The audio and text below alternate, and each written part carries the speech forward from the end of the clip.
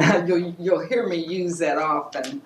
But let's go on and get started. It's about 5 after 12. In honor of those that are here, I want to be conscious of your time. So we'll call the meeting to order. I want to say thank you to everybody that came out to Diamond Bar to see us today. Thank you and welcome to our new members. We're going to go around the table and have you introduce yourselves and just say a little bit about yourselves. But we are so glad that you all have decided to join us and work with us on our mission, which is to clean air and help people stay healthy. So we'll start with introductions here. Hi everyone, my name is Rebecca Zaragoza. I am a policy advocate with the Leadership Council for Justice and Accountability. We're a nonprofit organization that works on social and environmental justice issues, both in the San Joaquin Valley, but also in the Eastern Coachella Valley, which is where I'm based at. And I was part of the council last year, and I'm glad to be participating again this year. She's a tireless worker. I forgot to introduce myself. I'm Fabian Weston. I'm so sorry. I'm the Assistant Deputy Executive Officer for Legislative and Public Affairs. I've been here about going on 3 years now, and I love it. I often tell people, I say job security, but that we don't have a job here. We have a mission here. And to be part of that mission and actually get paid for it is truly a blessing for me. To be able to have a hand in helping people breathe is more than a notion. So I feel blessed. There you go.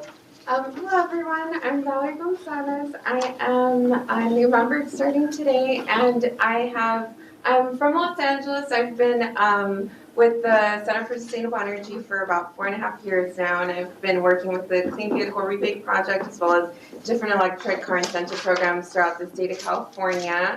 And actually starting next week within Center for Sustainable Energy, I'm going to have a new role, and I'm going to be the outreach, education, and marketing project manager for the SOMA project, the solar on a multi-affordable housing contract that we just got last year. So I'll be shifting a little in my main focus, but still everything to do with sustainability and yes. Well, congratulations. Thank you. Go ahead, Anna. Oh, I'm Anna Yu. I work in Legislative Public Affairs and Media, and I work with various projects, but one of them being environmental justice initiatives here at the district. So,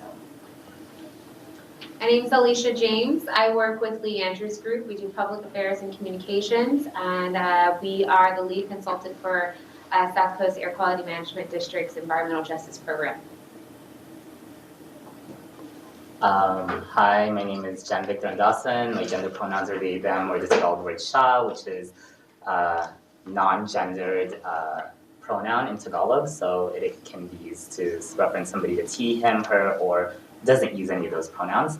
I'm with ECR Communities for Environmental Justice, and I organize primarily in West Long Beach, Wilmington, Carson area. But our organization also focuses in Southeast LA and East LA, addressing industrial pollution like ports, refineries, rail yards, freeway pollution, and organizing residents on the ground to build policy and propose solutions in their region. Hello everyone, my name is Jessica Tobar, and I work at the Urban and Environmental Policy Institute at Occidental College. I help to coordinate the Moving Forward Network. It's a national environmental justice coalition with over 50 members that work together on national campaigns to improve the air quality and just quality of life of folks most impacted by freight facilities of all kinds, not just ports.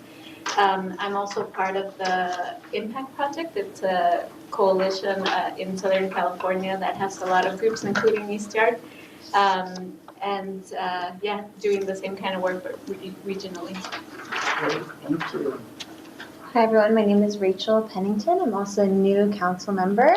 I'm a project coordinator at a nonprofit called the Energy Coalition. So we work with cities and municipalities to help them fund and execute energy efficiency projects, and now most recently distributed generation projects as well. Prior to this work, I worked at UC Irvine in the Office of Community Resilience Projects. And in that work, we work to sort of incorporate dialogues of social and environmental justice into the sustainability work already happening on campus, and also build on work to lift up the voices of those marginalized and impacted by environmental justice issues. That's great. My name is Ada Briceño, and I am co-president of Unite Here Local 11. We represent hotel workers. I'm also chair of OCORD, which is a community organization that mostly lifts up disenfranchised communities around organizing residents on the ground.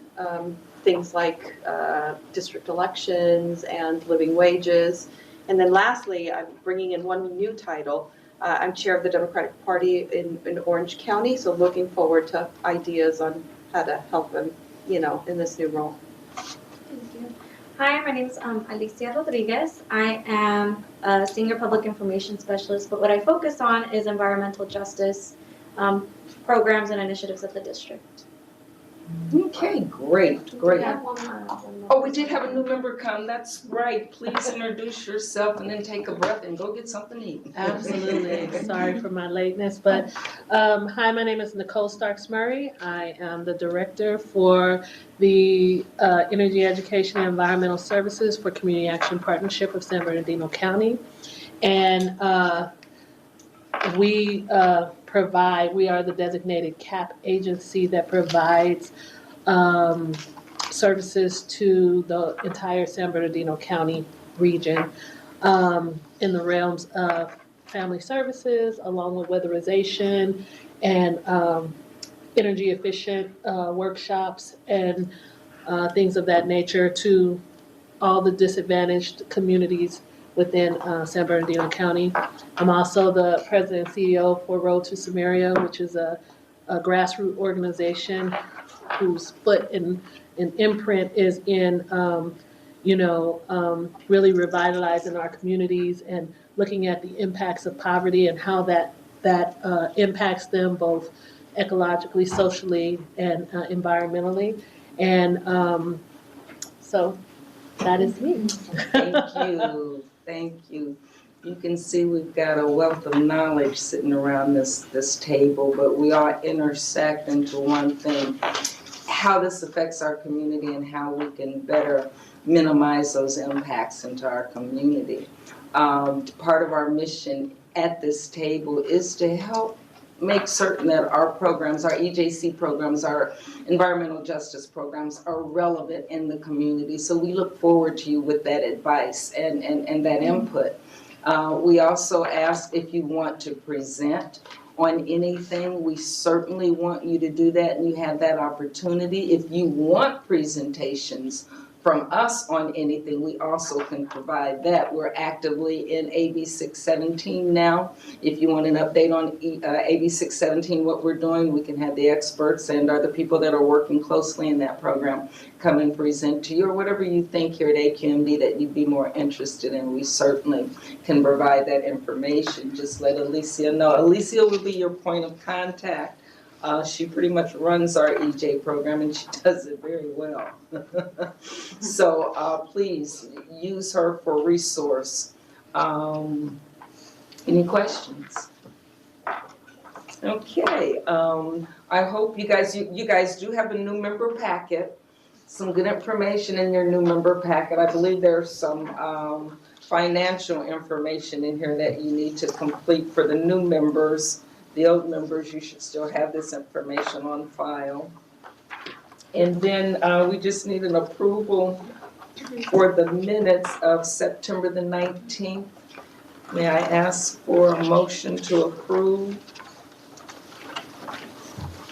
Don't be scared. I move to approve. I second. All right, there's been a first and second. Any questions? All in favor? Aye. All right, minutes passed. Next on the agenda is a review of follow-up action items, of which we did not have any. So we can move right along on the agenda. The next discussion items, number 4 EJCP Advisory Council welcome and an update on what we've been doing up to this point. And that will be done by Alicia. Okay. So hello everyone, welcome, thank you. Welcome. For those of you that it's your first time, thank you for coming. And for those returning members, we really appreciate your participation. And any improvements, any recommendations on programs or initiatives that we have, please feel free to continue to provide input. Today, I am going to talk to you about our Environmental Justice Community Partnership Program, especially for those of you that are new. And also, I'll be reviewing just a few items that will be that were covered last year. So, first and foremost, my first two slides, each of you have your 2018 accomplishments and then 2019 goals and objectives forms. You can read those whenever you like. If you do want to provide some recommendations or input, please see me after. But I'll start first and foremost with just a picture for everyone on our 2018 EJCP. I would say maybe accomplishments or summary, but we had 4 advisory, actually for 2018 we had 3 Environmental Justice Advisory Council meetings. We also we had 4 workshops in each of the counties. And so in Buena Park, we partnered with the city of Buena Park. We held a workshop in downtown Los Angeles. In Riverside, we partnered with the Office of Assemblywoman Sabrina Cervantes. And in San Bernardino, which recently happened about a month ago, we partnered with San Bernardino County Fleet Management and San Bernardino County Transit Authority in Fontana. And some of the things that we covered in those workshops included essentially what there are incentive programs for the community. So you can receive up to $9,500 for replacing your vehicle. So that is something that we really wanted to target environmental justice communities and families and let them know of some of the programs that were available to them. We also held our second Interagency Summit for Environmental Complaints. And that included government agency representatives, mostly focused in Los Angeles County. And one of the major things that was covered is how to streamline the complaint process among different agencies. We may have experienced times when we want to report something, but it might be a little bit confusing. You don't know who to talk to. So we're trying to work among agencies with the help of community leaders to help guide that process. And finally, we also had our 4th annual Environmental Justice Conference in Los Angeles. Angela Johnson-Massaro, staff attorney for Earth Justice, served as a keynote speaker, and Estelle Reyes, senior vice president of community engagement at LA Clean Tech Incubator, served as the MC. And every year we also host community learning tours where we learn about environmental justice issues in different areas, but we focused on East Los Angeles, Boyle Heights, and we also toured the port of Long Beach. So that was really great. For 2019, we have similar goals, but we've also added a few things. So we have our Environmental Justice Advisory Council, that's all of you sitting at the table.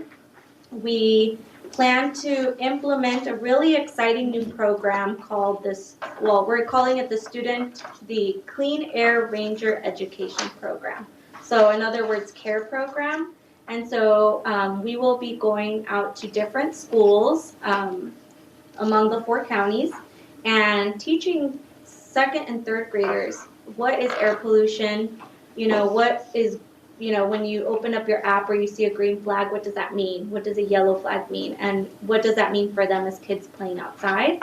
And so part of that is also to target the parents of the children. So we give them materials to take home so the families can get some information about air quality, and they could research our agency or come to an event if they would like as well.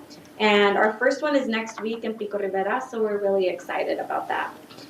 We also held our first interagency task force, and that stemmed out of our summit that we held in 2018. So the task force is really focusing on specific issues and goals that we have.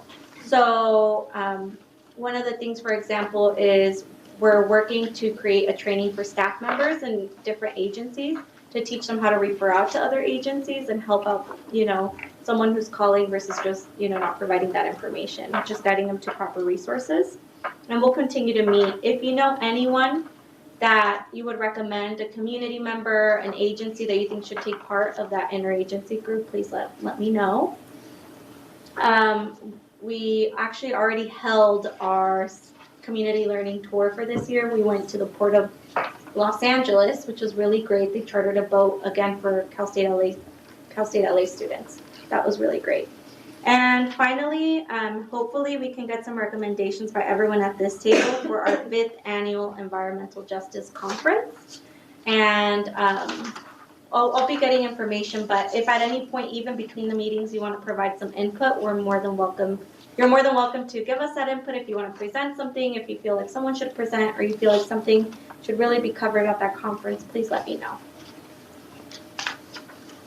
And so these are the dates for the Interagency Task Force meeting. Again, we're focusing on Los Angeles.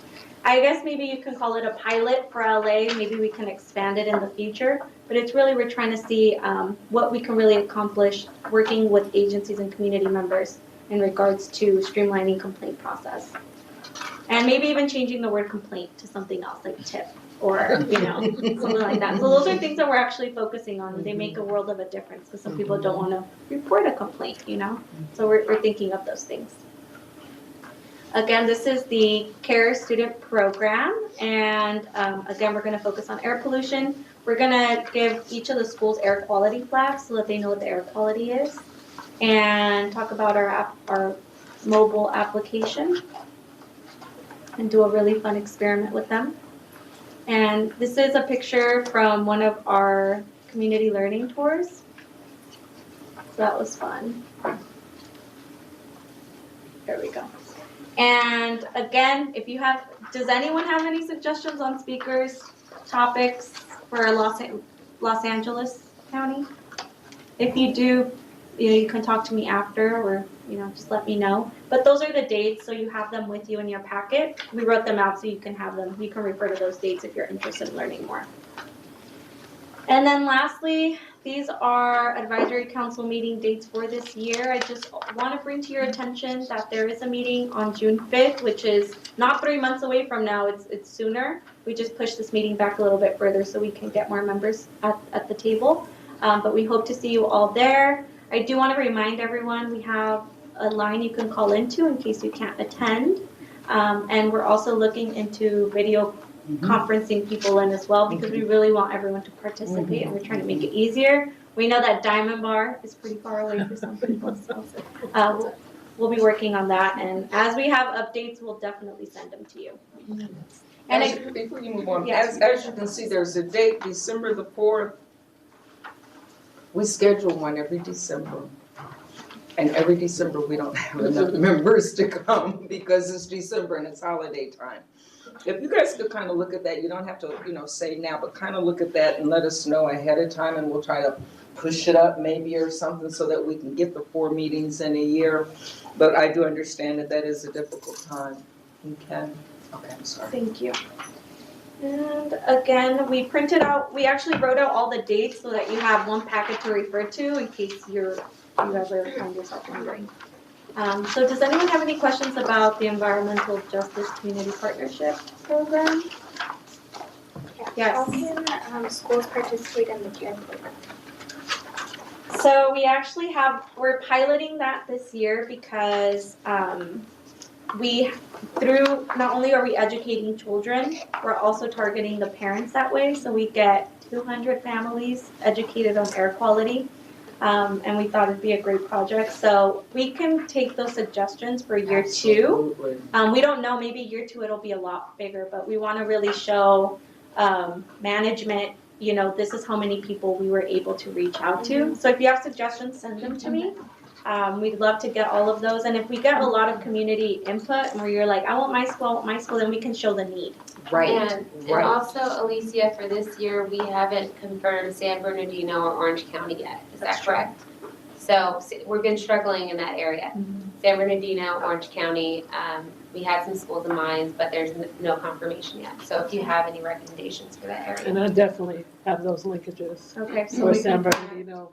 Oh, then we definitely need to speak, because that's the problem, you know, you start where you have the relationships with, and you know you can get in, because working with the school districts can be time consuming, number one, it just goes through so many different layers of approval. So if you have schools that you have relationships with, please let us know, because we certainly would like to expand this program, 2nd and 3rd grade level. We can start there. By the time they're in middle school and high school, they're energy conscious, they're environmental conscious, so yes, absolutely. And we'd love to expand the program. And is it only for public schools?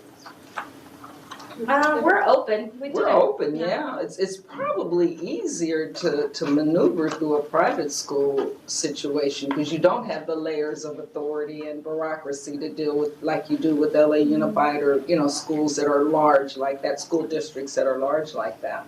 Yeah, but also the more private schools sometimes are smaller, so we're not able to reach as many children as we would like. But, you know, we're always willing to go Oh, into yeah. schools if you have a connection. We Oh, don't want to yeah. leave out those kids either. And then I think the goal is kids in environmental justice areas, disadvantaged areas.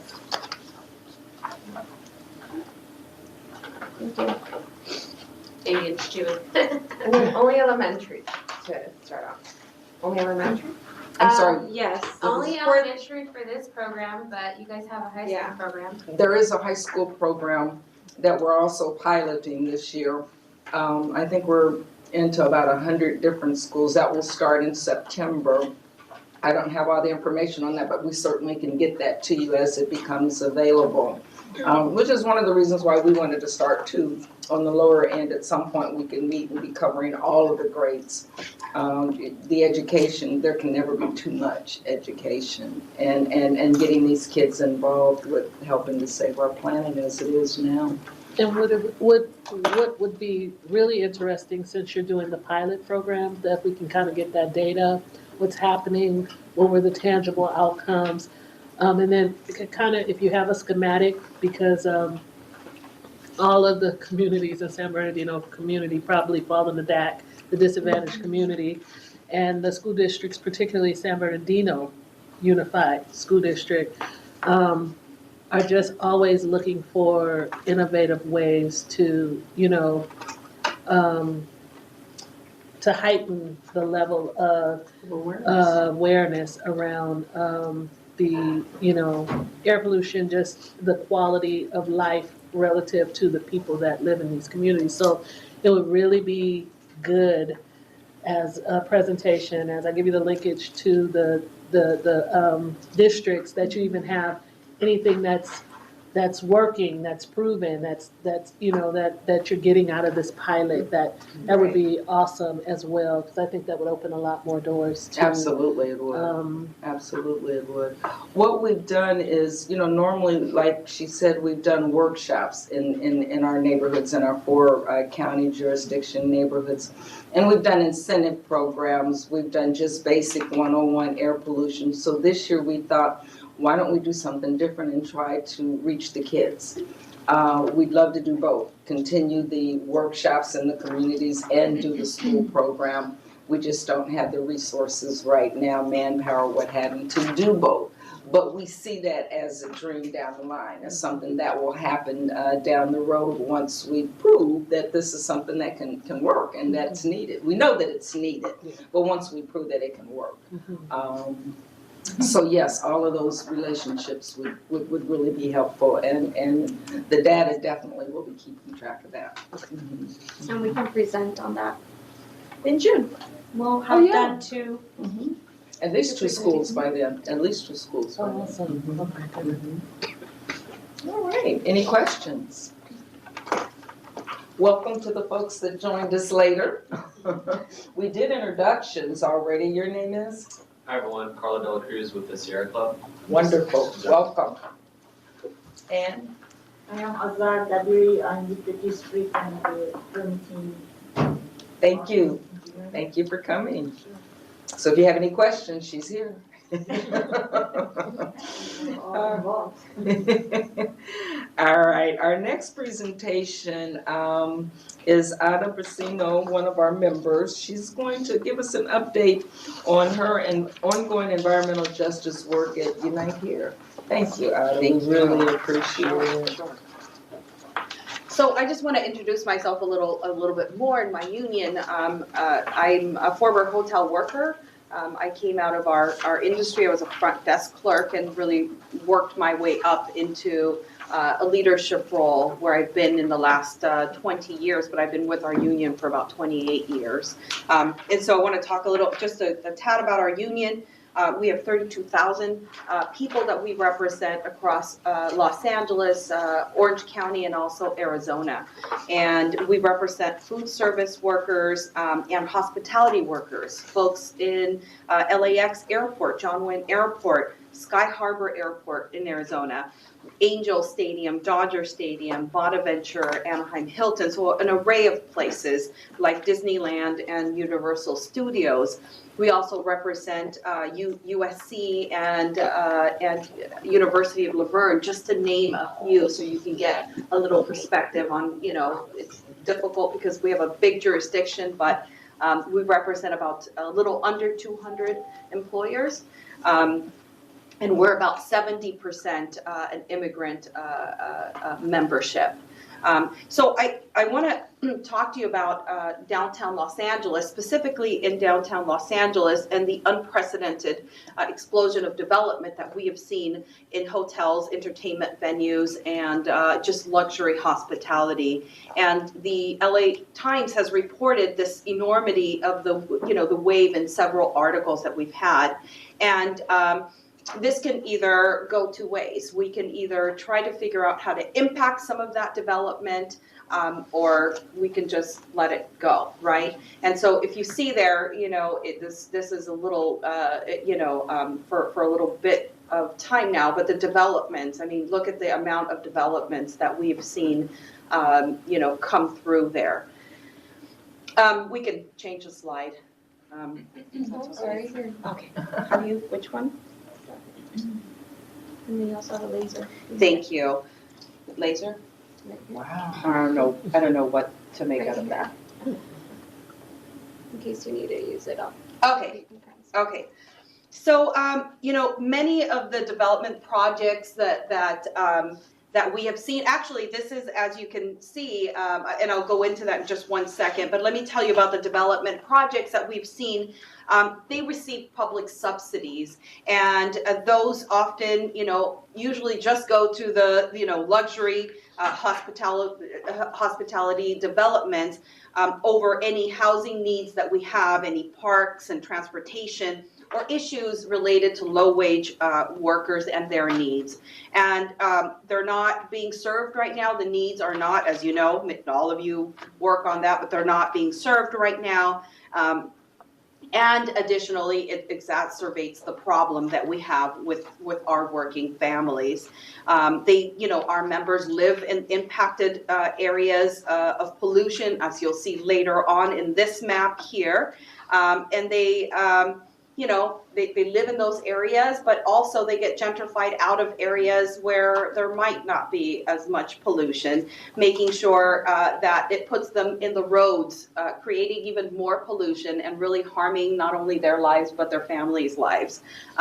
So low-wage immigrants and African Americans in the hospitality industry in Southern California are, as you know, amongst the nation's worst impacted hot spots that you see there. You see the orange and the red. Those are areas that you can see that are highly impacted, where we have a high concentration of low-income minorities and also a high concentration of pollution levels in those same areas. The LA Times has reported twice on the impact of air pollution on immigrant and African American children, and has actually photographed children playing at Long Beach schools near oil refineries and freeways and railroads and, the seaport, if you'd see the next slide. Me, yeah. Isn't it supposed to just listen to? Doesn't it just hear me? Okay, here we go. And I mean, all of you probably, already know this, but, when children are born and raised in the intercity pollution, resources can wind up with reduced white matter in their brains and greater developmental and environmental behavioral problems, as the study suggests. And so you'll see there the Long Beach School near the oil refinery, freeway, and railroad lines in Seaport. That for me is a very difficult image just to capture and feel, right? So our Unite Here members live in those neighborhoods and attend those schools because they cannot afford to live in areas with better air quality, as you know. Those that have managed, as I stated before, to keep their homes in the center where hotel developments like Hollywood and Santa Monica also are finding it very difficult because of the gentrification that happens. And it's harder to resist, right? When we have Airbnbs and luxury condominiums popping up all around them. But we have a responsibility to make sure that this massive wave of development improves the environment for working families instead of adding to the problem. And the California courts have ruled that unions and their members have a strong standing to make environmental claims. So I want to show you, if I can do this right. That's supposed to have a video. Is there any way? Alicia, is there a video?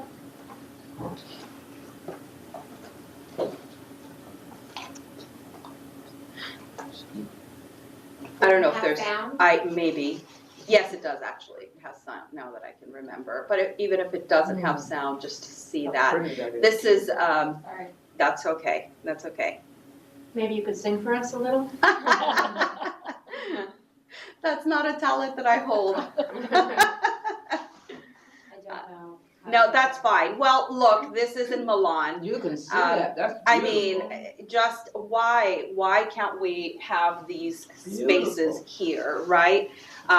We ask ourselves, why in the midst of all this new construction in Southern California, do our buildings not look like the buildings, this particular vertical forest in Milan? And this technology of vertical forest is available to us. And we're better to use it than in neighborhoods and with concentration of hotel developments, right? Hotels should have a plan for transit workers and their customers, right? They should integrate affordable housing into their buildings, and they should be sensitive to the nearby neighborhoods. They should also use water-saving machinery.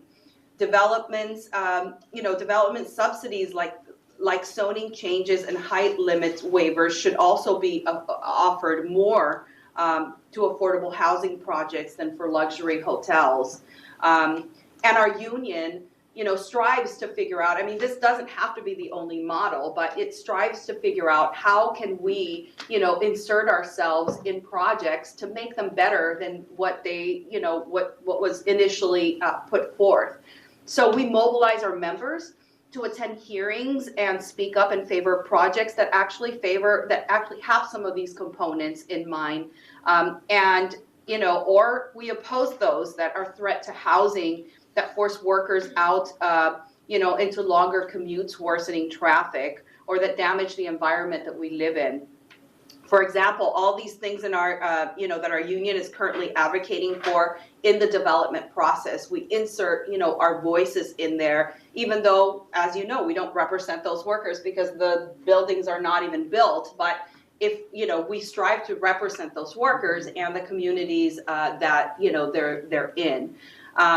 So, we would love to see this wonderful, kind of concept in Hollywood, in the Hollywood community plan that they're building out.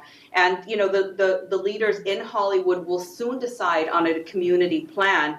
And we want to encourage, to make sure that we have commercial development, like runaway commercial developments that actually, that are sensitive to environmental development, and that puts workers first. If we can imagine a Hollywood development boom led by entire neighborhood of housing and hotels that look like that, it would be fantastic. It's nearing, that area is near the Griffith Park. So can you just imagine just that flowing into, and creating more of a space that would flow, and what kind of an impact would that be for our members, people in the low-wage industry, and for our community as a whole? Of course, this work is not new, right? To labor, Unite Here Local 11 has been watching what the United Farm Workers Union and Cesar Chavez and Dolores Huerta have done in the past, as they led the fight against, the banning the pesticides used on grapes and strawberries and called for testing.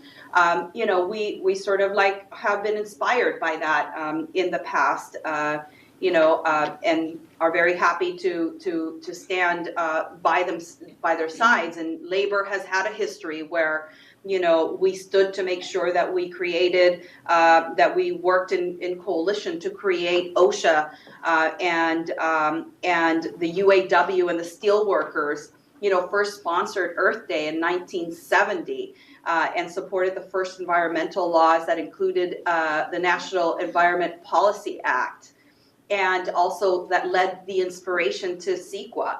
I think it's important, but I want to finish by talking about some concrete successes that we've had so far in the city of Santa Monica, where we've had an excellent relationship with the city council, and they've been responsive to the environmental justice issues with our workers.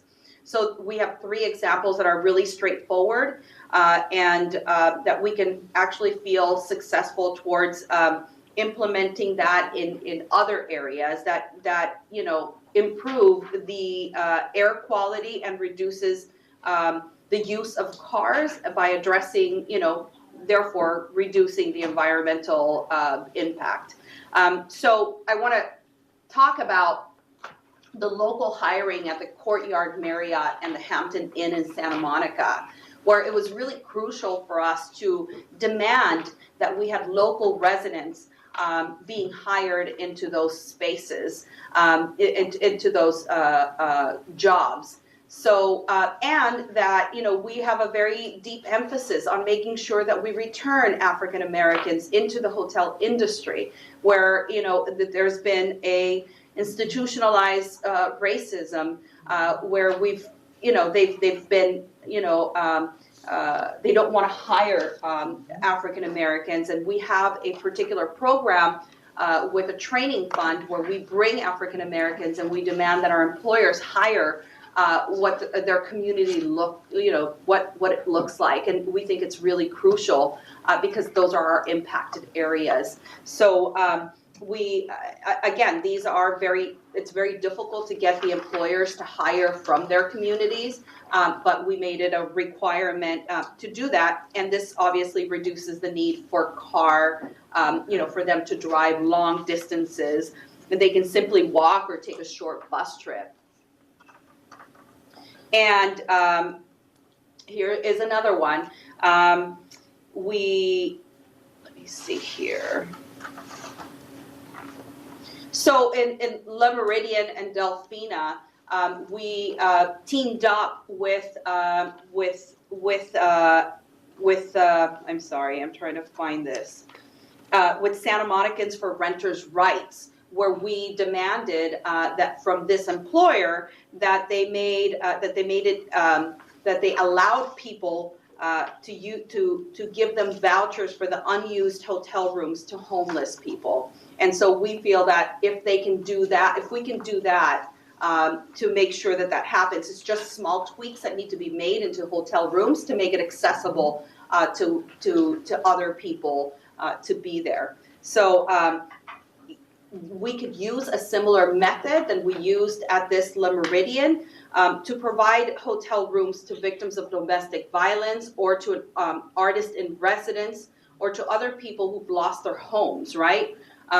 This second image is a proposed, I think this one here, is a proposed hotel development that is at 5th in Arizona in the city of Santa Monica that we're asking to provide affordable housing on site, and we're every worker or some workers could apply for that housing in the hotel. So those are the things that we're hoping to sort of empower our workers, but we have them be at the forefront demanding these along with other like-minded organizations in our community. So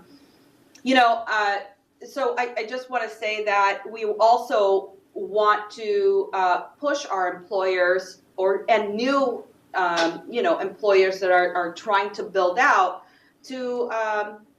to be thoughtful about encouraging public transit. We want to be able to be helpful to our community, to our 33,000 workers, wherever we can build language in a contract where we make employers say, all right, the reason why many of our workers cannot take public transportation is because they're afraid that something will happen in the middle of the day to their kids, right? And so they're gonna, if they have public transportation, how do they go and find an emergency, right?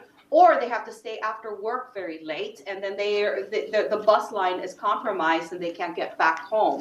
So what we're intending to, and what we have already done in some areas, is say to the employer, look, you need to put a plan in place for this person to get home or to get to the school if those two circumstances happen. And so that would encourage our folks to take public transportation if they knew that the employer would make that,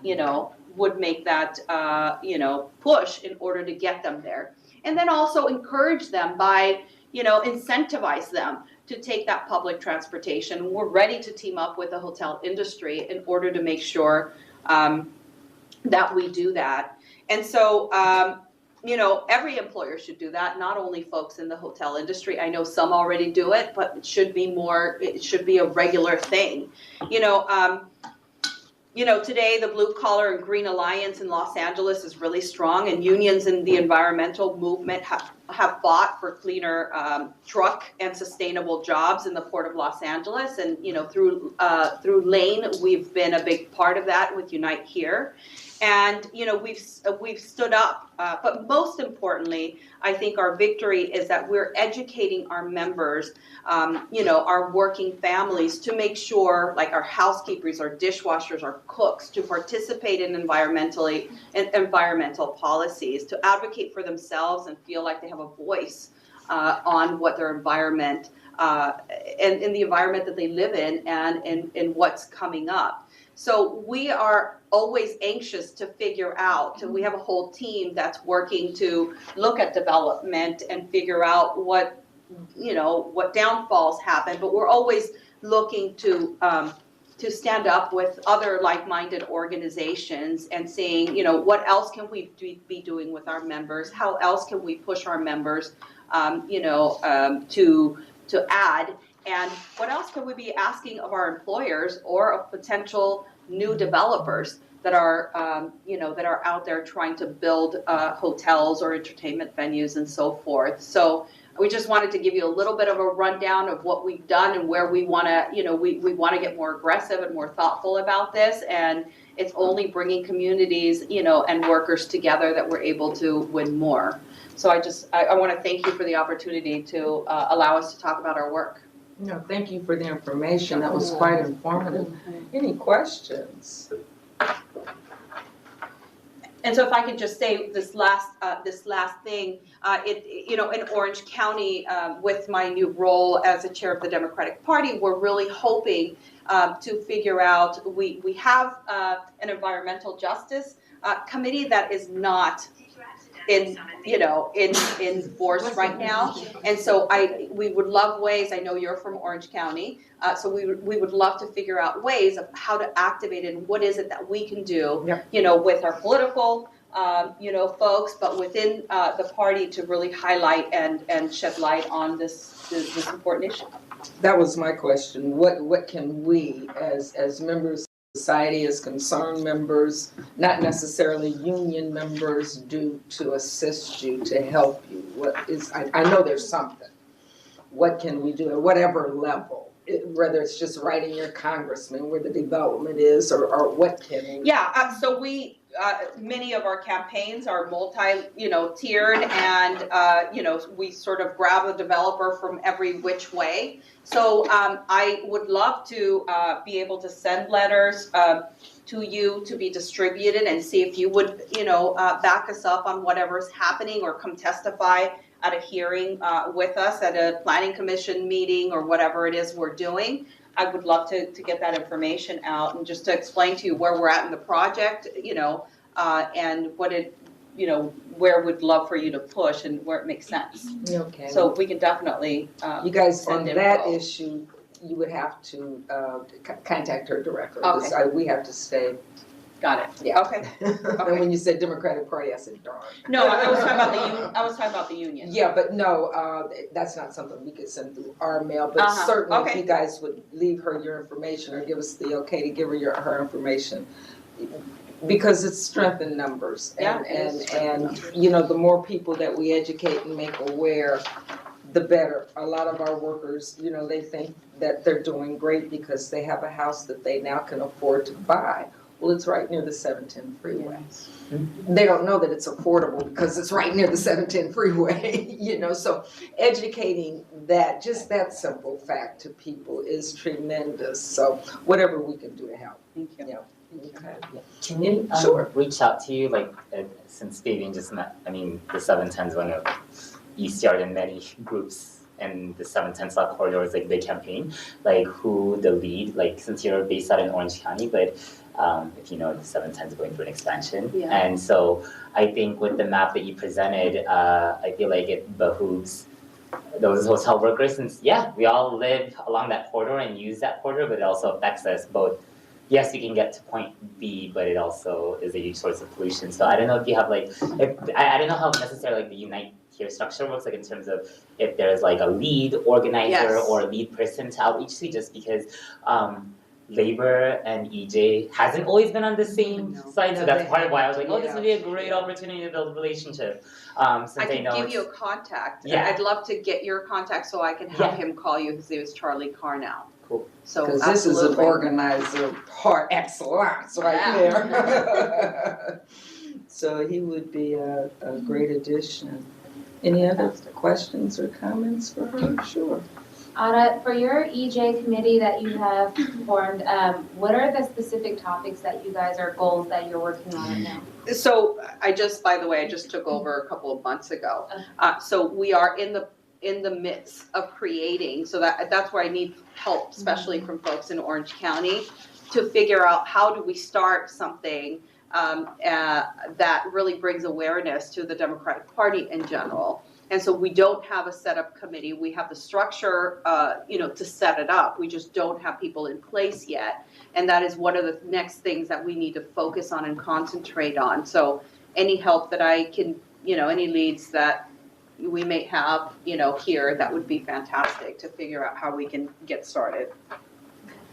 Exciting, hard work, but exciting and necessary. Definitely necessary. Any other questions or comments? What we do is, or what we like to do is go around the table and do what we call member updates. You can tell us about anything that's happening in your community, any event that's coming up, anything that you might want to see happen in this community, in this committee, whatever. That's why we call it member updates. So we'll start, I'm sorry, Rebecca, we keep starting with you. That's okay. Okay. Well, I think at least South Coast knows that we've been engaging on AB 617 since last year, and we made a huge effort with community members in the Eastern Coachella Valley to be selected as part of the program in the first year, but it wasn't selected, and so we're trying to keep that momentum going for year 2 selection, and so we'll be submitting a nomination for the Eastern Coachella Valley this year. It'll be similar to the last one as well.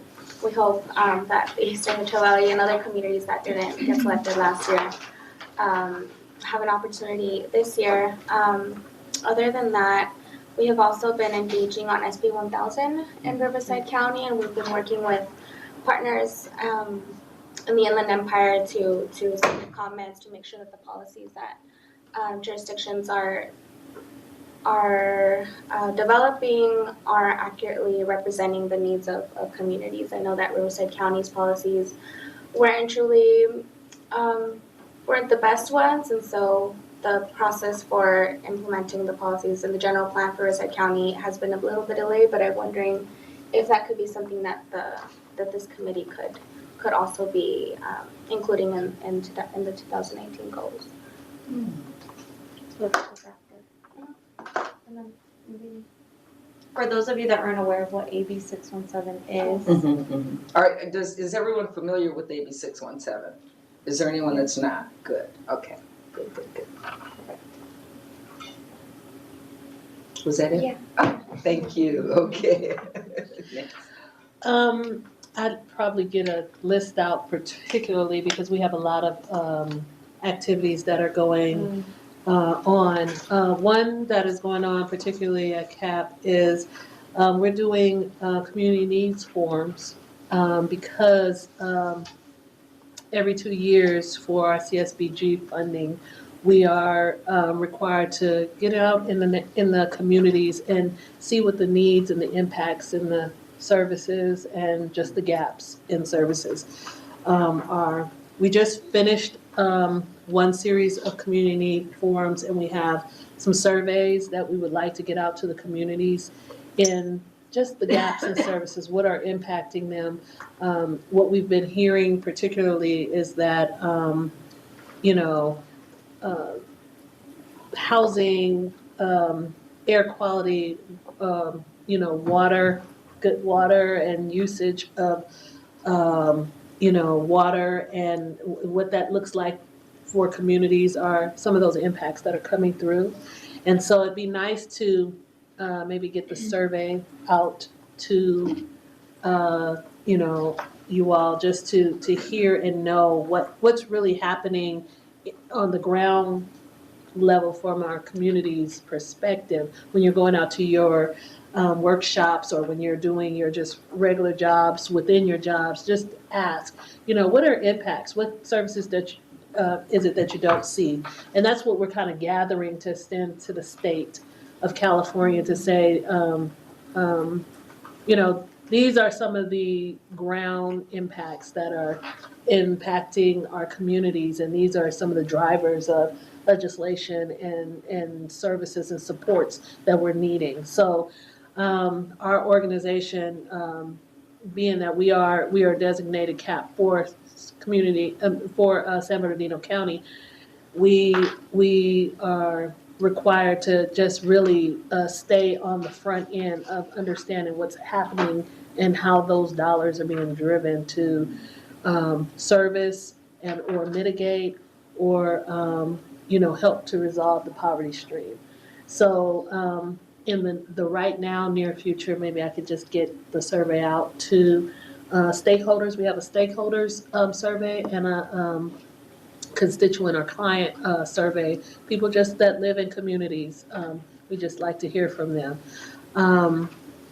We are driven though by county level, so Orange County and LA County is not applicable. So anywhere between Ontario and Needles would be, or Riverside would be needed. But we'd like at least the feedback. You're still dealing across counties with individuals that you're seeing, maybe from collective groups as well. It would be needful to just hear some of the parallels of the impacts that people are having. So that is one huge thing that we're doing right now, along with a few other activities in and around the county that I can just kind of get a calendar out for the board to look at, and if anything is applicable, please come. And we're really resource oriented, so if you're finding that clients or people are, for our utility assistance side, we provide a utility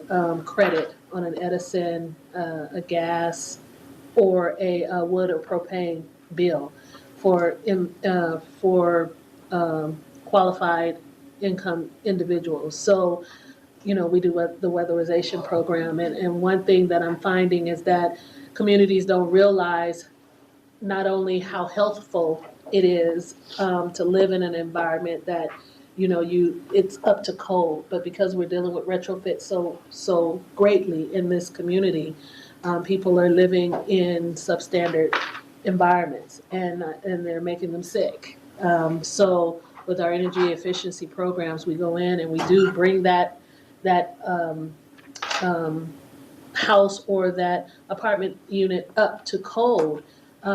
We even had a mold abatement program that we've been doing with Loma Linda and some of their surrounding apartments. So health and well-being of how people are living is really important to our agency, and I'm sure important to this commission here. And so I would like to just at least get out those, you know, where we're at in the environment, and if there's people that you know would need or desire those services, that we could provide that Please get that to us. We've got a AB 617 Community Steering Committee in San Bernardino, Muscoy, San Bernardino, Muscoy. Okay. So we'd love to have that information for them, and certainly to go around here to this group here. Absolutely. And we can send it out to their arms. So yeah, that would be great. Also, just as a general announcement, if any of you have anything you want to bring, you know, for the next meeting, or you want to announce anything, we'll have a space available where you can put all of that, all of those materials. Gotcha. So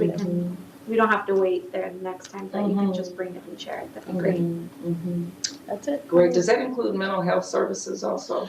We have linkages to mental health services, but to be honest, we found that is one of the largest gaps that we see. And so with, I think, LA County, San Bernardino County, and I'm not sure if Orange County declared a shelter crisis. But some of those dollars that were flowing through that initiative actually address the mental health impacts to the homeless or the at-risk to homelessness.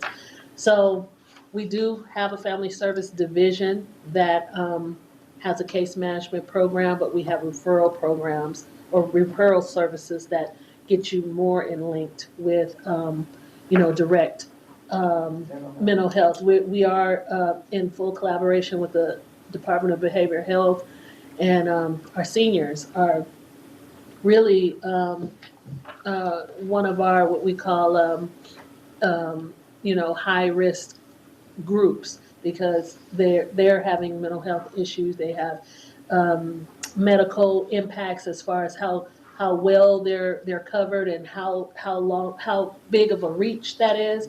And so we're needing to really pull in with the Department of Aging and just really kind of create a wraparound type service to make sure that all of those points are headed out. So long version, no, we don't provide mental health services. Short version, we turn no one away. We will make sure they get to where they need to get to. All right, thank you so much. We appreciate that.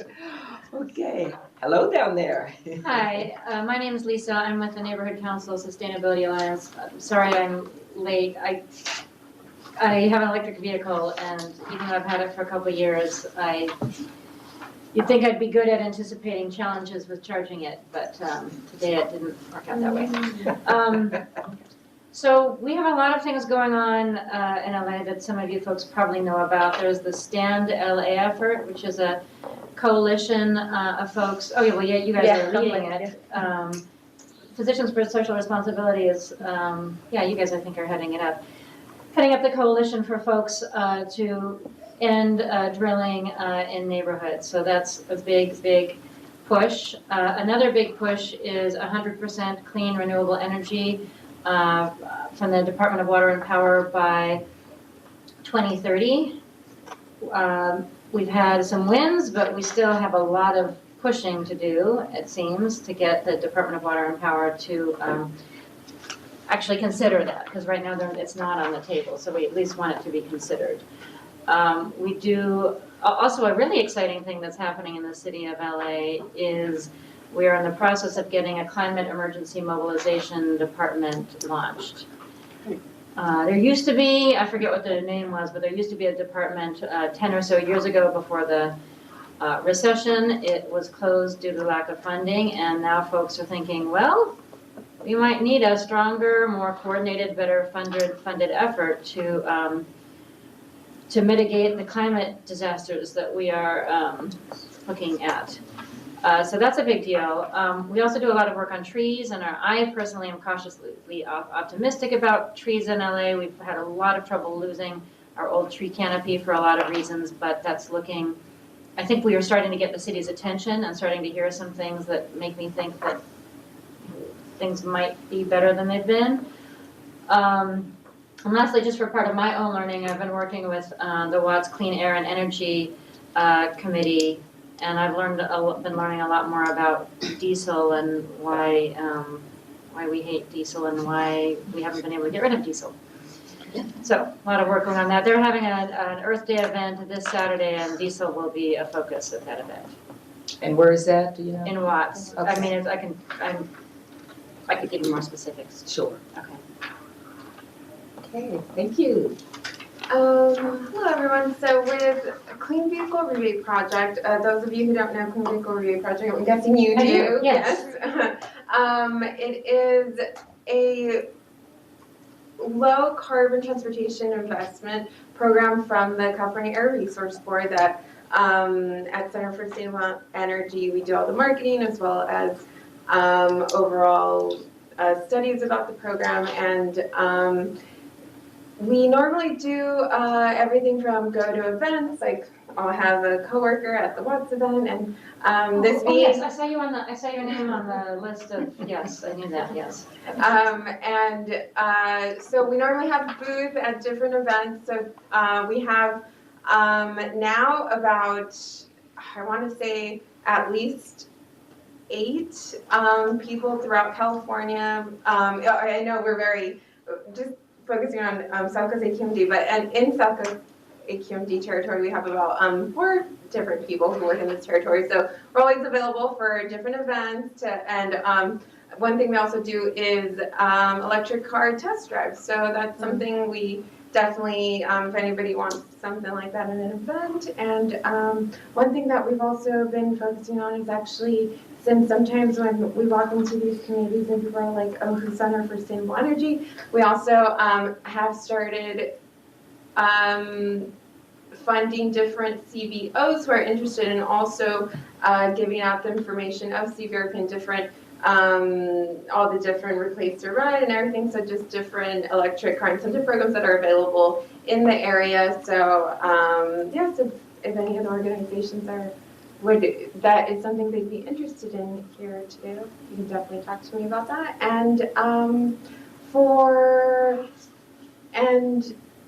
it's Earth Month. They say Earth Day, but for me it's Earth Month, so definitely we're all over the place this month. But with the new project I'll be working on, Soma, it'll be it's a California Public Utilities Commission program that should be launching at the end of Q2 this year. So right now we are working on educating different electricians, and we have a partnership with Grid Alternatives as well as I don't remember who else at this moment. Oh, the housing department for affordable housing, and I'll know more next week. But yeah. So next time I come, I'll definitely have more information on that. And so yeah. So any definitely outreach information. We're always happy to create partnerships throughout the area. Great, thank you. Any questions for him? All right, Jan Victor.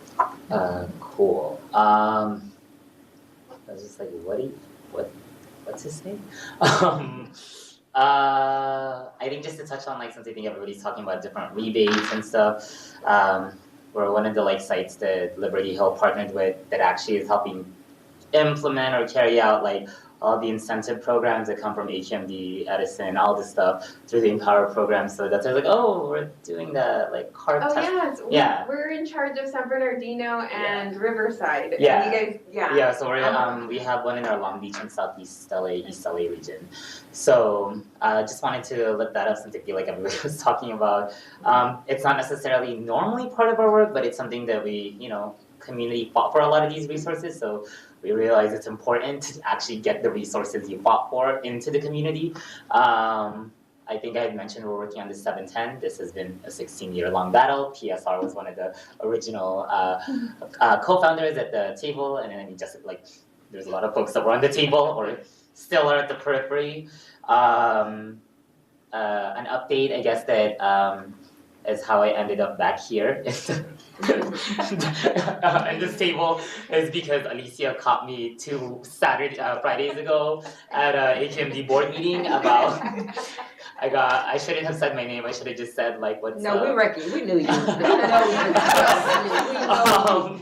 I was waiting for you. Derek was waiting for you. She got you, so you got it. So our big concern in our region is around oil refineries, just because there is quite a lot. It's specifically in the Wilmington, Carson, Long Beach, West Long Beach area.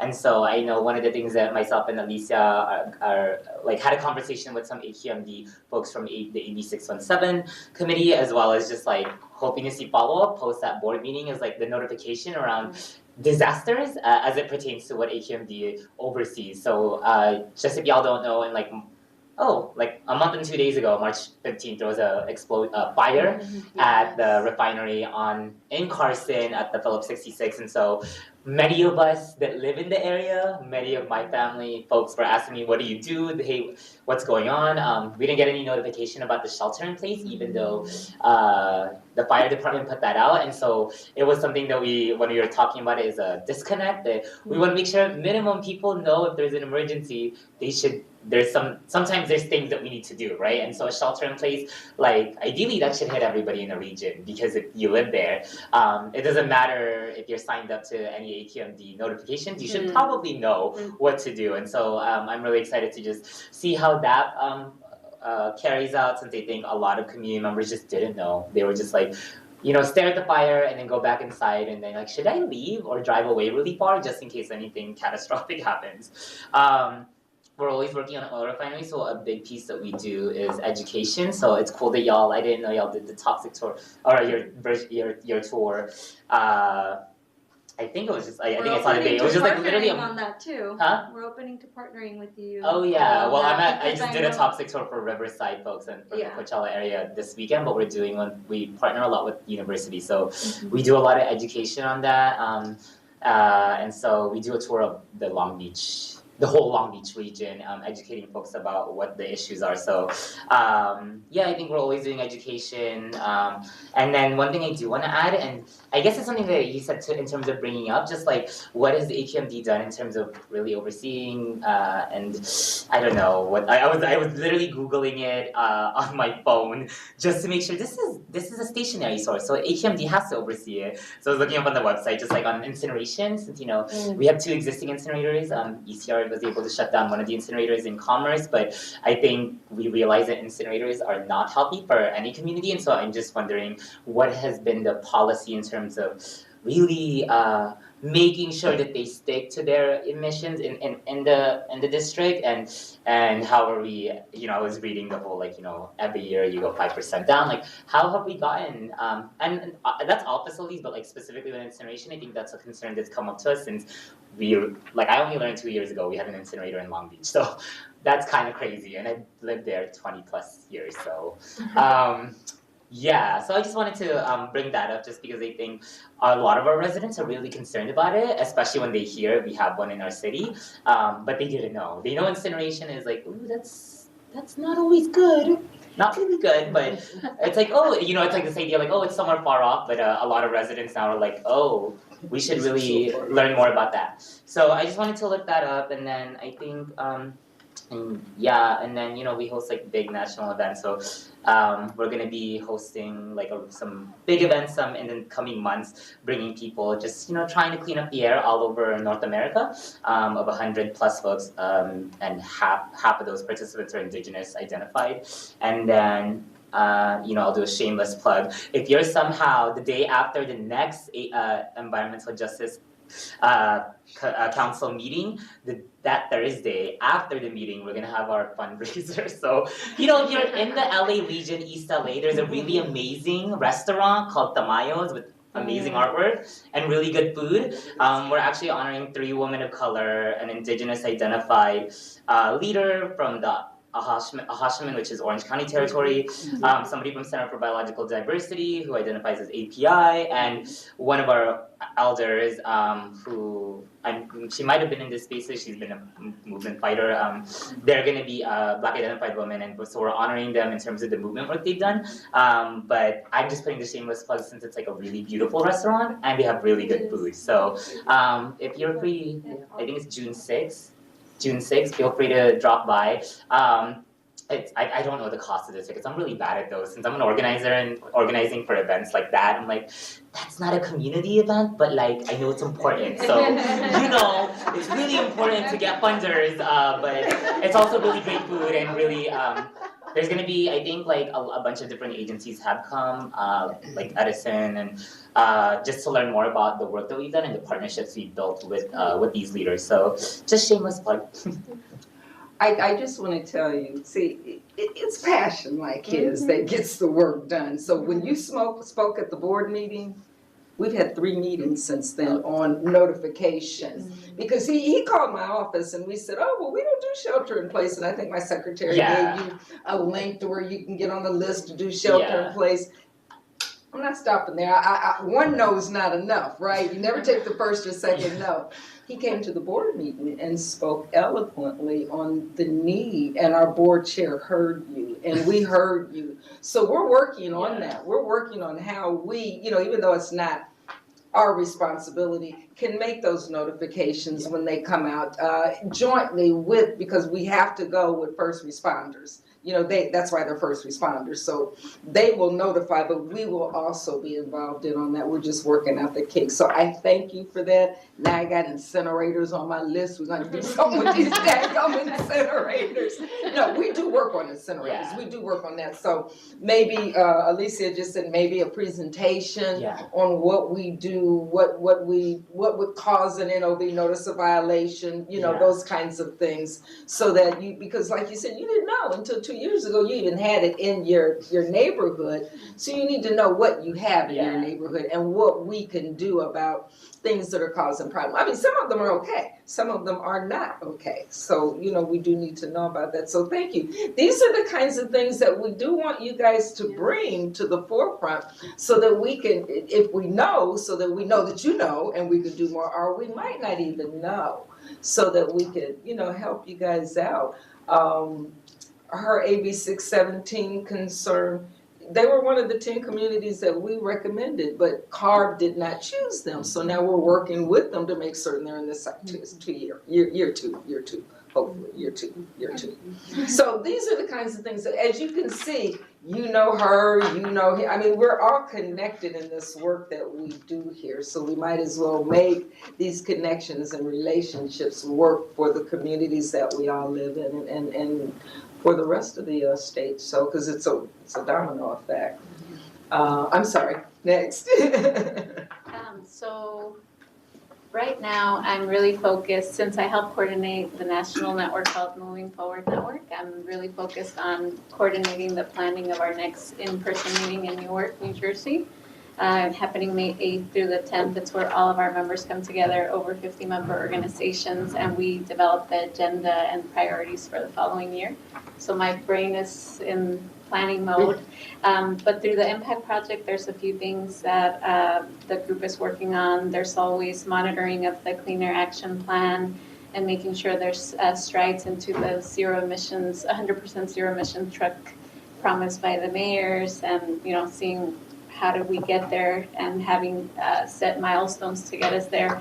There's also concern from several of the AB 617 communities that are part of the impact project about how it's moving very slowly and not so great. So I know that it was in the last meeting, but if we can get another presentation or if we could ask some questions that I can bring forth from those communities, that would be Sure, really for AB helpful. 617? Yeah. Oh, absolutely, that's on my list, but you can also talk to me afterwards about some of those concerns, because we're hearing the concerns and we're really addressing the concerns. So the more that we hear, the more that we can address. So please, yeah, would love to talk to you about that. Yeah, and then several of the members of the impact project are also working on indirect source rule, the different work groups.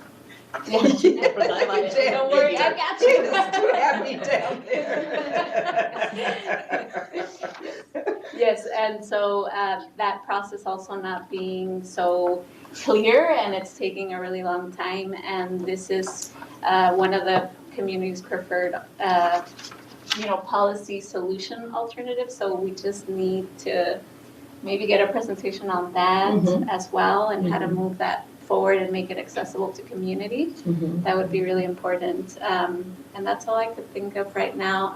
There was a report through the Urban and Environmental Policy Institute on the workers from Disneyland. I heard that. Yeah, What was it? I didn't see it. It was, so the report was about how they were getting so low wages, such terrible wages that they were like living in their cars or all these different things. So it was 1 in 11 trying have to been bring, homeless.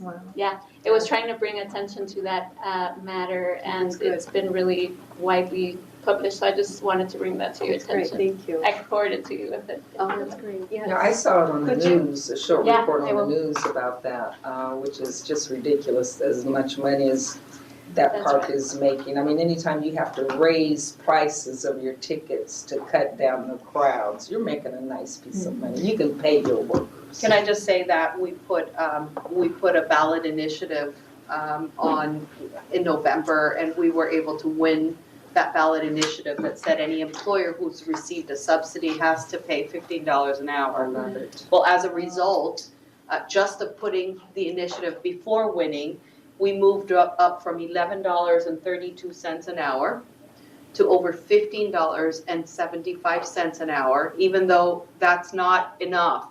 But it moved people $3, $4 an hour. And I'm not talking about, 10,000 people. I'm talking about more like 15,000 people. So thank you for bringing that up. That was something that we've been working on for so many years. So it was very helpful, yeah. Okay, hi, how are you? My name is Paula Andrea Torrado Plazas. I'm with Physicians for Social Responsibility. I do apologize for being late. I was at City Hall, and for some reason I thought that I was going to make it at 12, but I didn't. So my biggest apologies. I'm new in LA too, so I'll be very mindful about the things that I share. I'm very new at Physicians for Social Responsibility, been there for 4 months. My position is I'm an air and toxics policy analyst. So I'm working on different projects, but the biggest one is through the AB 617 implementation. Physicians for Social Responsibility in collaboration with SCOPE, strategic concepts in organizing and policy education, and community health councils, along with Occidental College and University of Southern California, partnered together to conduct an air quality project in South Central Los Angeles, which is a community that wasn't selected in one of the 10s.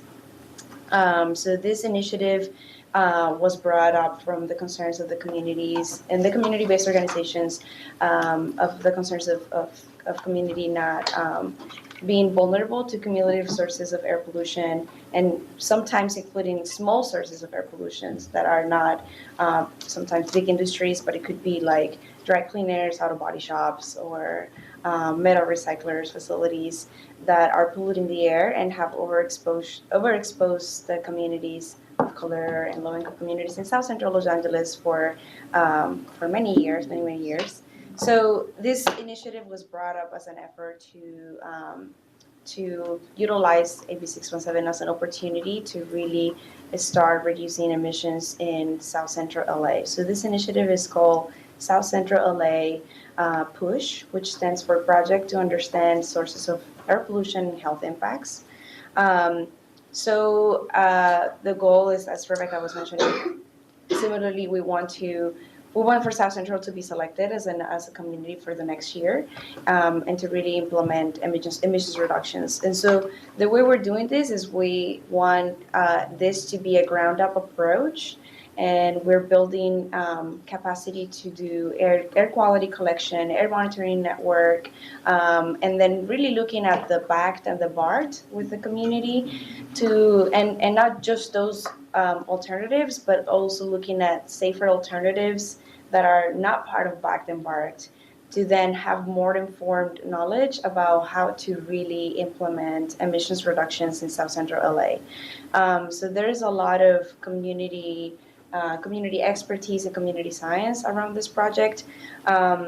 So one of the things that are coming up for this project is that we will have an informational session in May 18, in which we will talk about AB 617, what is it, what are the opportunities, what are the challenges, and what are the challenges that communities have faced with bills like AB 617 that are promising a lot but fell short when the implementation comes.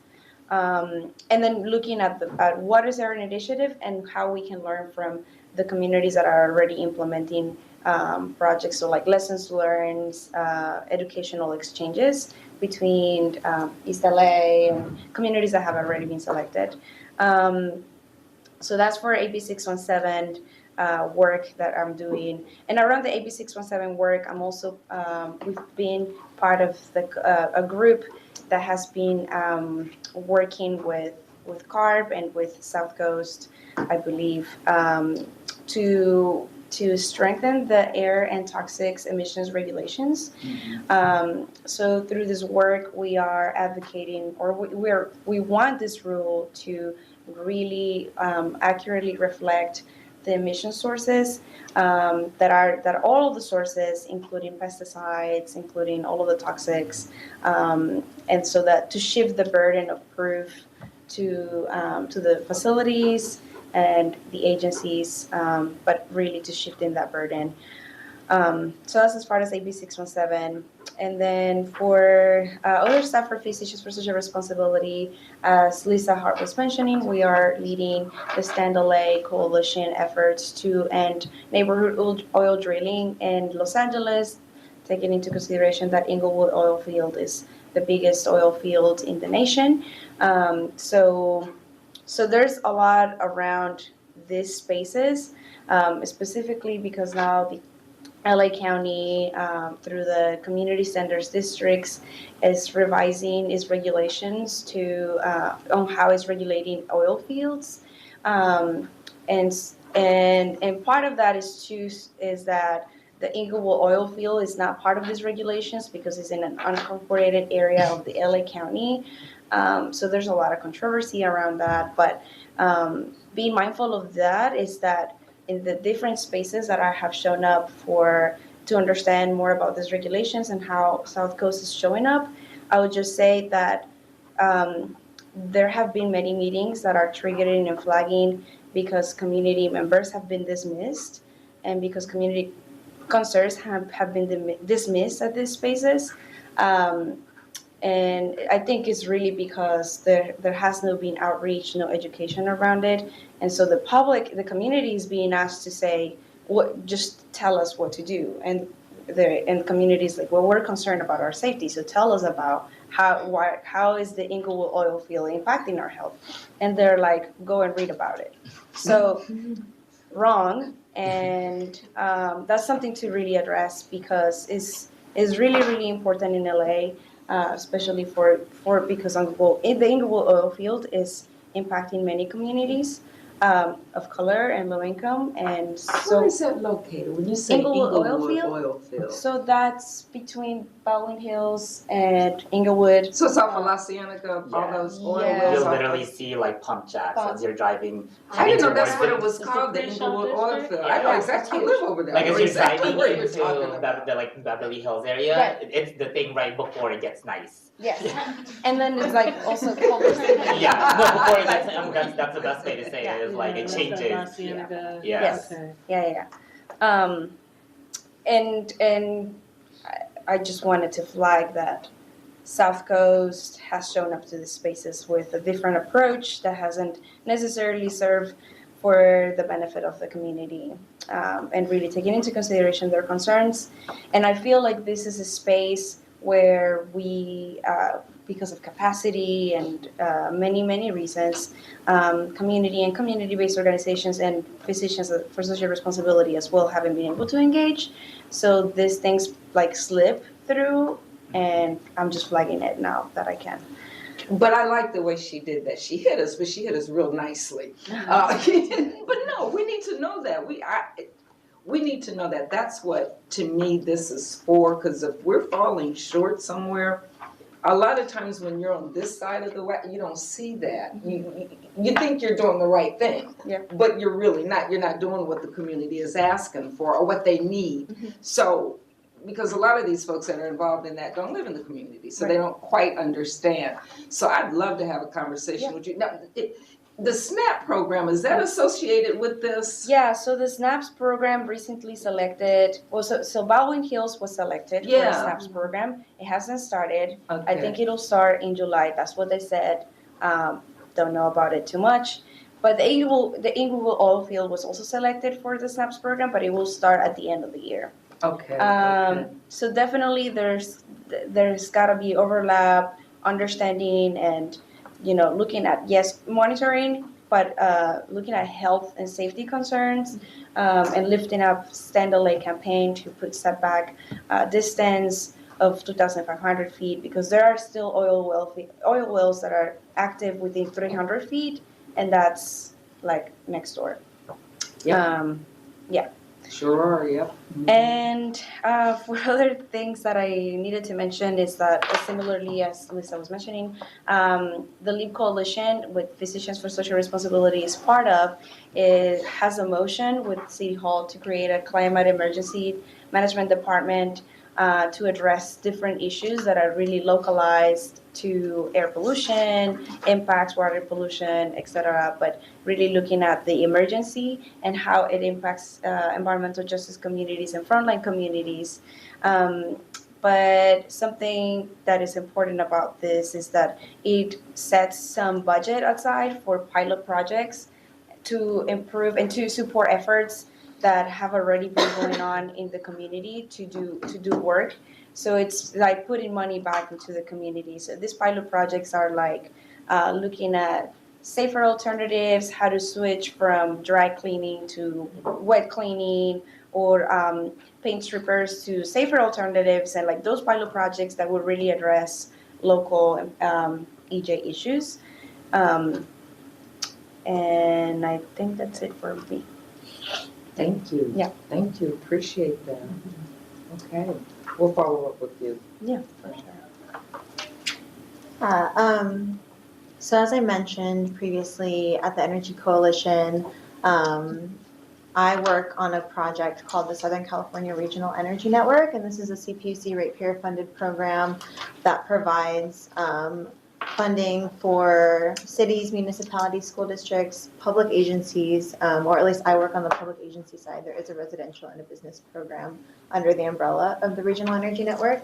But through the Energy Coalition, we implement the public agency programs, and thus far that has been primarily energy efficiency.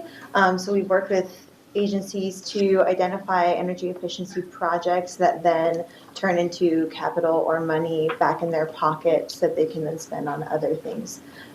We are now creating a couple new programs, one of which is called Pathway to Zero, which is a distributed energy resource program specifically for disadvantaged communities based on the Count Gyro Screen tool. So, what was that? So they're not disadvantaged. I know, the DAC as qualified by Cal Enviro Screen. So we, if anyone is interested in learning more about that, there is a webinar on the 24th, next Tuesday or Wednesday, I believe, introducing that program. But we are completely free. All of our support is free to public agencies. So we have about 122 agencies currently enrolled within SCE and SCG territory. But if anyone knows of agencies that could benefit from that, please reach out to me. We also, at the Energy Coalition, have a large education department that works on K through 12 and some college energy education programs. So we have a wide network of school districts that we work with as well. So we could potentially work with you all on identifying some opportunities for the CARE program. But I've been at the Energy Coalition for just about 5 months now, so still relatively new. Before that, I did a lot of work in education. So as I mentioned before, I worked at UC Irvine, and I would still primarily identify myself as an educator. And while I was there, I coordinated a program called the Student Leadership Institute for Climate Resilience, and that's now being piloted across all of the UC campuses.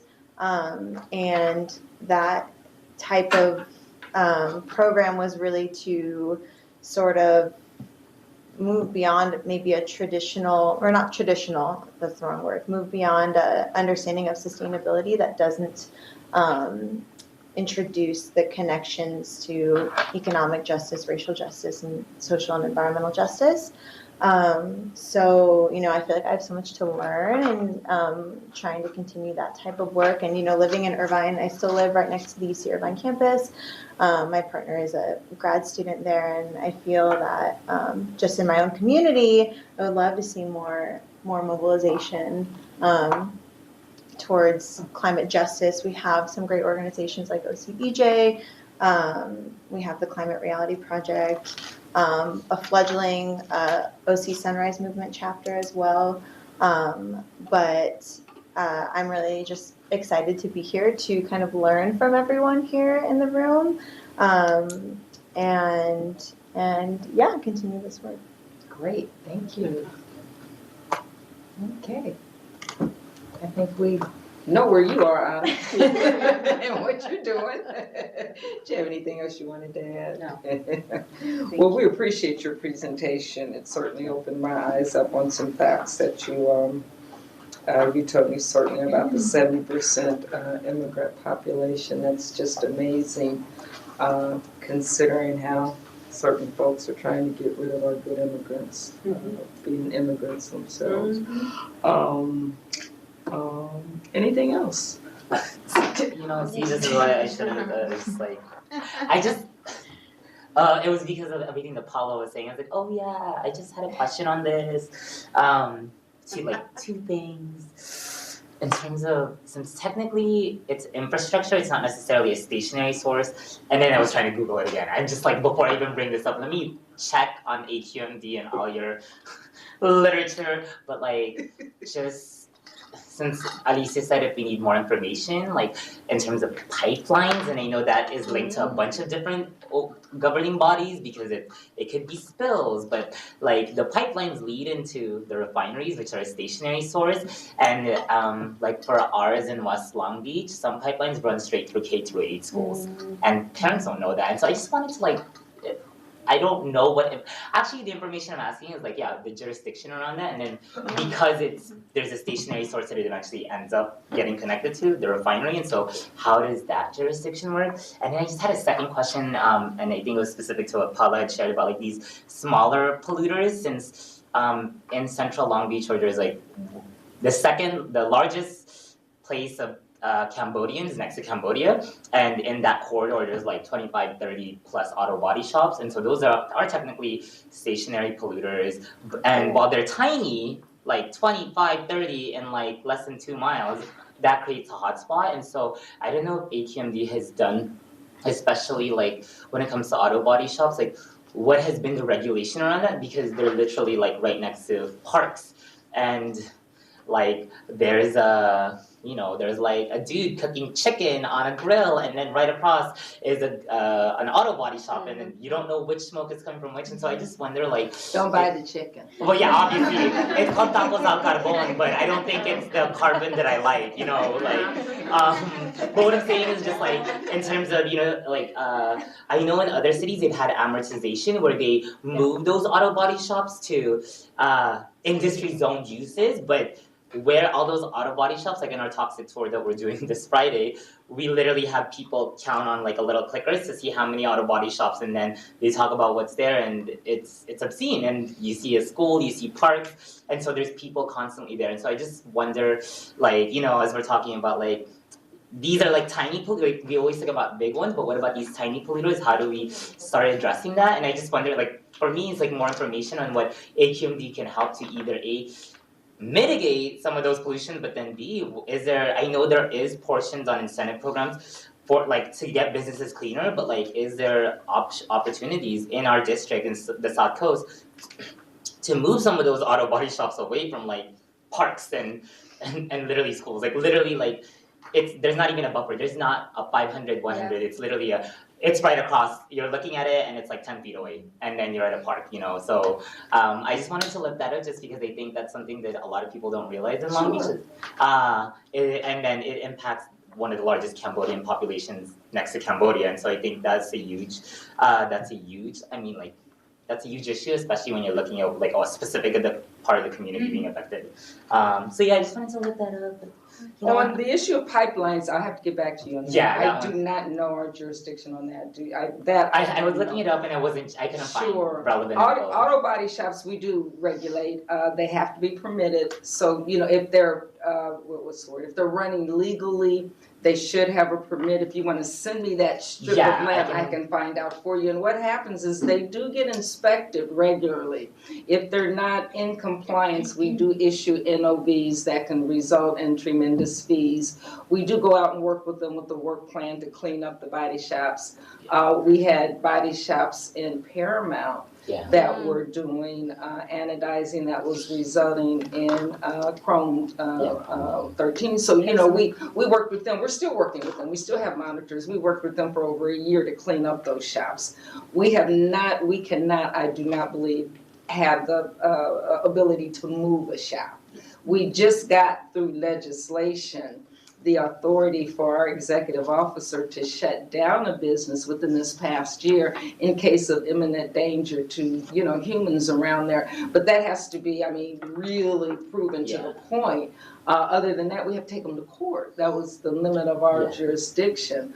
So we do regulate body shops. So if there's I just got to tell you, and you know it, in every neighborhood where there's people of color, you're going to find that section of auto body shops. And you're going to also find the chop shops that's in the garages that we don't know about, unfortunately. But yeah, send me that and we can look at those and make certain that they're at least permitted. And then the information on the pipelines, I have to send you guys that information because that I do not know where our control begins. I would imagine with the refinery, but I don't want to just say that definitively. So that one we definitely will get back to you on. Presentations, possible presentations. I've got AB 617, incentives, incinerators, notices to the community. Possibly monitoring, certainly on our rules, and just so that you guys know, anytime we start a rule, we have working groups where you can come and participate in the development of the rule, make suggestions, and have input.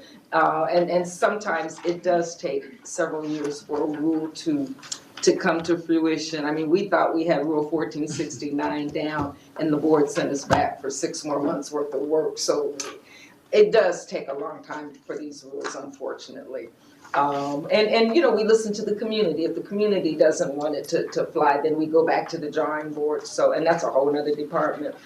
Indirect source rule in particular. If there's anything else you guys want to hear, we've got a new, we've redone our app. Hopefully it's a little bit more user friendly for you guys to find. You're over there frowning. Is it more? Not really. apps there's a lot of work that could be used on apps since everybody's on their phone nowadays, but it's something to use. I appreciate the green. We're going in the right Yeah, direction, we're okay? going in a direction. Okay, Yeah. okay. I like it. He didn't say we're going in the right direction. He said we're Going going in in a a direction. direction. I prefer to think the right direction compared to where it was when I came. Yeah, no, definitely. I mean, originally it was just green, red. Like I'm like, you're just telling me the air quality, and there's really nothing else. So it's definitely. Yeah, see, I'm gonna stop because I sound mean now. There's a find feature that should enable you to find things a lot easier now. So, and we can have a presentation on that from IM so that they can come and explain where everything is, how you can access everything. And can I add to the list that I do get that local connectivity to your Muscoy Coalition? You said something over there. Oh, absolutely. Muscoy area, especially if you're working surrounding, trying to get us back on the map, particularly. I'd like to be linked. Absolutely. Since that's so close to us. Absolutely, we can make that happen, yes. In fact, aren't we meeting there tomorrow night? No, that's next In week. 2 weeks. Yeah, that's good. Okay, well, public comment, is there any comment? Think not. Our next meeting is Wednesday, June the 5th. We'll send out a notice prior to that, and if there's nothing else. I guess, how can we, should we do anything between this time with the next meeting? Like, is there some sort of even database for there, or our emails or something like that where we can connect with each other, or? Do they have a copy of the roster in the new packet? No, so I have to ask about distributing information first. So if everyone's okay, I think we can do email address. And we just have to be careful with what information we share. We have in the past. That's what I We thought. shared a roster. Okay. Yeah, we share the roster so that they can connect. Yeah, we can share that with the So we'll group. send that out to you. And the minutes, so review the minutes. We'll be putting into all the action items, questions that were asked about different issues. I think that's it. But that's why, we do want to make this more interactive. We want each of you to present about what work you're doing, how we can each get involved, how we can support one another, or what are issues or things that we need to improve on. So we will be requesting for a volunteer for the next meeting. So if you are interested, that's even better because I don't have to ask. But if you want to volunteer, let me know.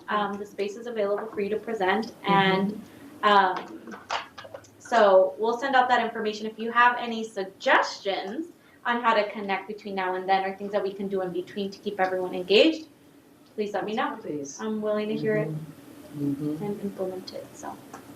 All right. Having said that, meeting's adjourned. See you guys in a couple of months, but we'll talk before then. Yeah, Including this one too? Yeah. Yeah. Okay, well, I just was looking.